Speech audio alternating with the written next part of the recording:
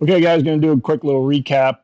Just got back from Lake Chickamauga, Nickajack for the Bass Pro Tour. First of all, that was an awesome finish. Jake Lawrence edged out Wheeler in the last second. So if you haven't seen that, make sure to check it out. It's pretty awesome. You can go to majorleaguefishing.com and watch the ending of that. It's last second fish catch, won him 150,000. But I had a pretty decent tournament. I practiced all 3 days on Chickamauga just because I wanted to make sure and make the knockout round.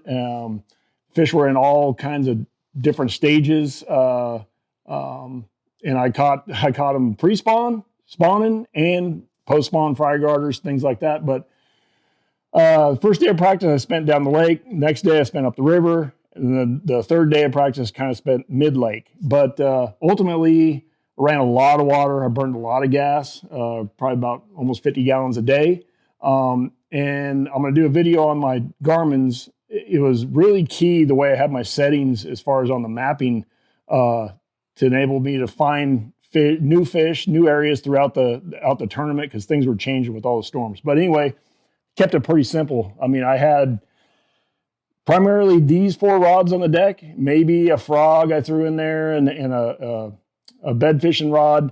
But other than that, I mean, this is what I rolled with. And got a lot of bites. It was a lot of fun. Caught some nice fish. Lost some nice fish. But anyway, start out with, there were some fish, garden brim beds, things like that. And there's some shallow reeds. And a lot of the fish I was targeting were in I'm saying that deeper water or less. So 15 inches of water or less.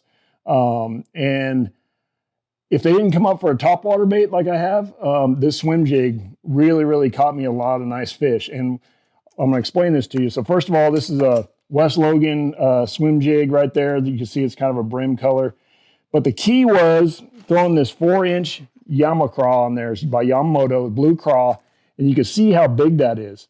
First of all, it kicks a lot. It just swims really, really nice. But how big and bulky that bait is helped keep that jig up high. So I was throwing 5/16 ounce, 20-pound shooter by Sunline, which was essential because, a lot of those fish were around logs, grass, reeds, things like that. So I didn't want to have any issues. I love throwing a swim jig on fluorocarbon rather than braid majority of the time. But anyway, 20-pound shooter is phenomenal for that. And then the rod, right? 7'6" big worm rod to Tula Elite. The reason I like the 7'6" for this is because I was making real long casts and it didn't necessarily have to be like pinpoint casts. I was just covering a lot of water over the top of grass, like I mentioned, laydowns that came way off the bank. So I wanted to be able to make a long cast. And not only that, when one ate me at the furthest point of my cast, I was able to drive the hook in and get them in the boat.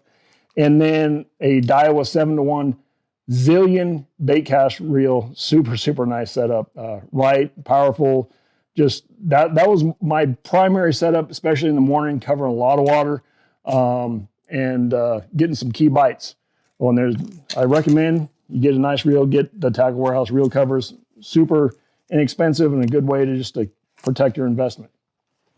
So I mentioned the topwater. This here is a evergreen OB topwater. It's like a Pop-R, okay? Popping bait.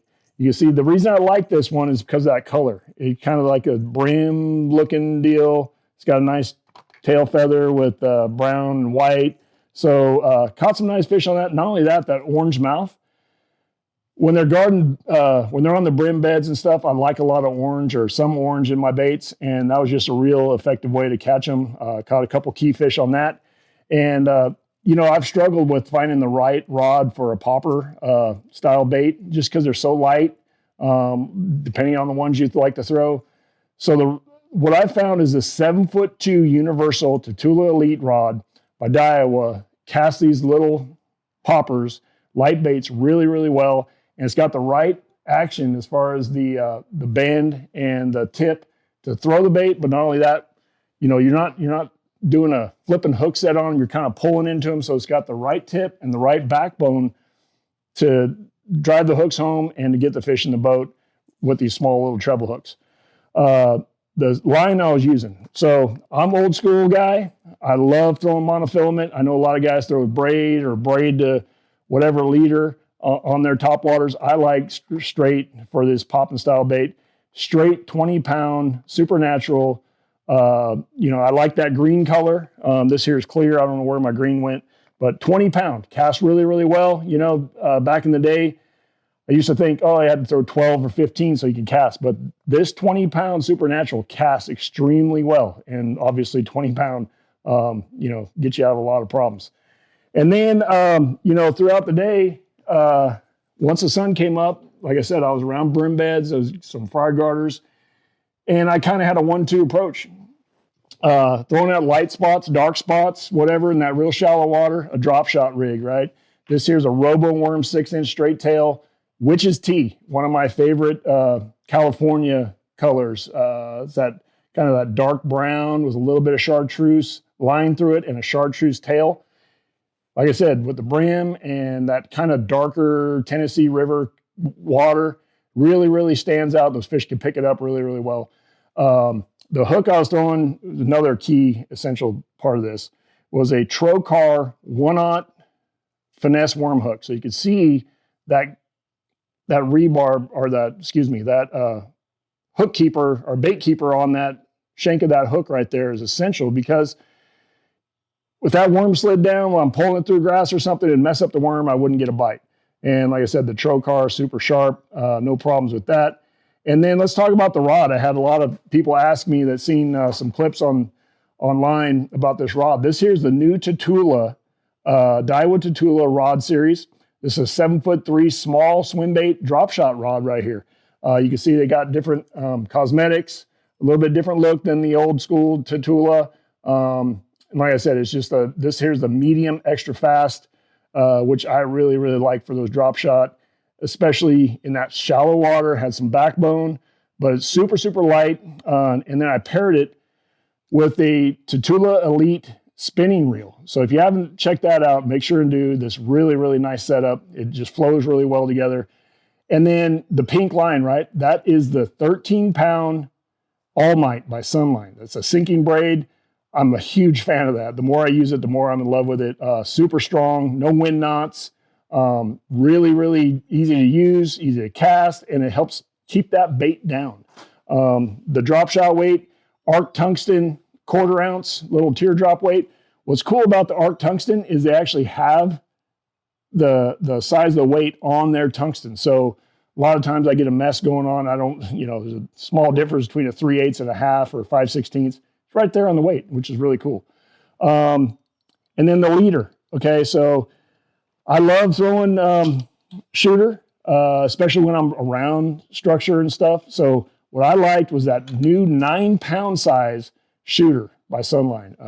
Had some issues with fish running around some stumps and through some trees and stuff, and no problem, got them out, just retied, and no problem on the way. And then last but not least, a Senko, right? It's springtime. Well, pretty much any time of the year is Senko time, but that is one of my favorite colors right there. If you guys haven't checked that out, make sure and do. It's 926, so it's a green pumpkin amber laminate. You can kind of see it's a multicolor pour, and it's got some purple flake, some green flake, a little bit of black flake. I mean, that right there is Bluegill City to me. The hook I'm using, another key component, a Trocar TK137. It's got that Pro V bend, which I'm a huge fan of, and then it's got these little fiber weed guards or mono weed guards on there to help keep me out of some snags.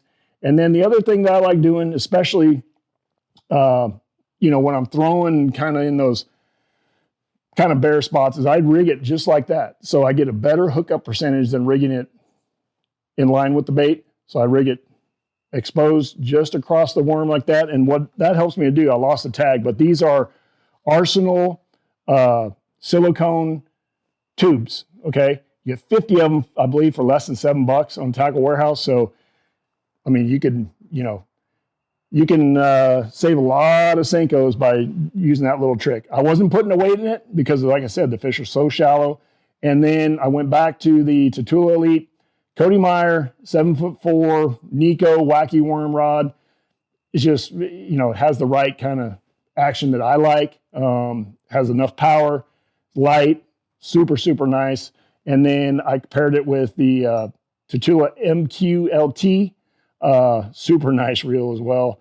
and then the 13-pound Sunlight All-Might once again. But this time I went to a 12-pound shooter leader instead of that lighter drop shot line. But, people ask me a lot, well, why don't you throw a super, super light leader? Well, a lot of times when they're that shallow, they're that aggressive, you can get away with 10, 12, even 16-pound leader on that. Throwing a short leader to that All-Might and just covering a lot of water. So a lot of fun. I went to Nickajack to the knockout round. Didn't have a good event there. I didn't get a chance to practice. I'd never seen it before other than driving by on Interstate 40 or 24, whatever that road is right there.